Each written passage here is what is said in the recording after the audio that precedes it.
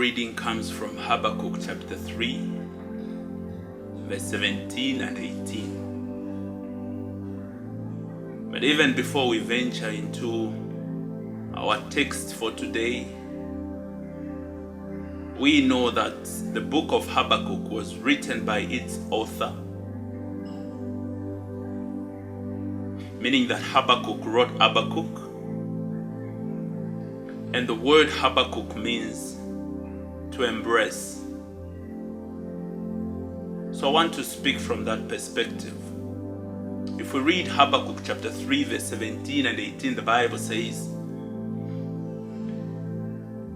"Though the fig tree may not blossom, nor fruit be on the vines, though the labor of the olive may fail, and the fields yield no food, though the flock may be cut off from the fold, and there be no head in the stalls, yet I will rejoice in the Lord. I will joy in the God of my salvation."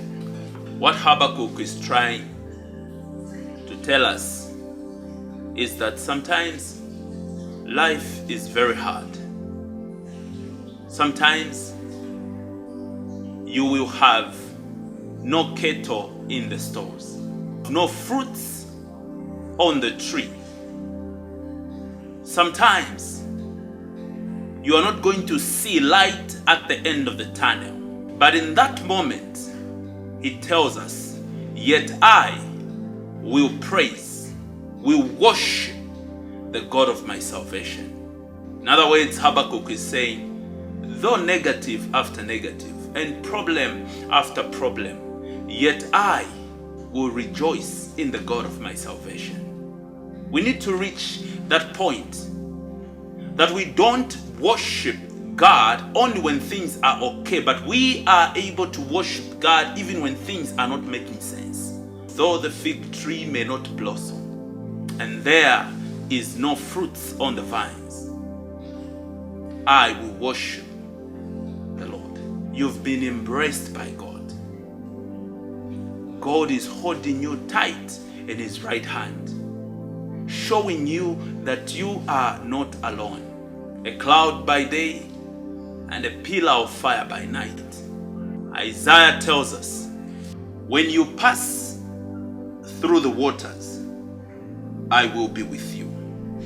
And though the rivers, they shall not overflow you.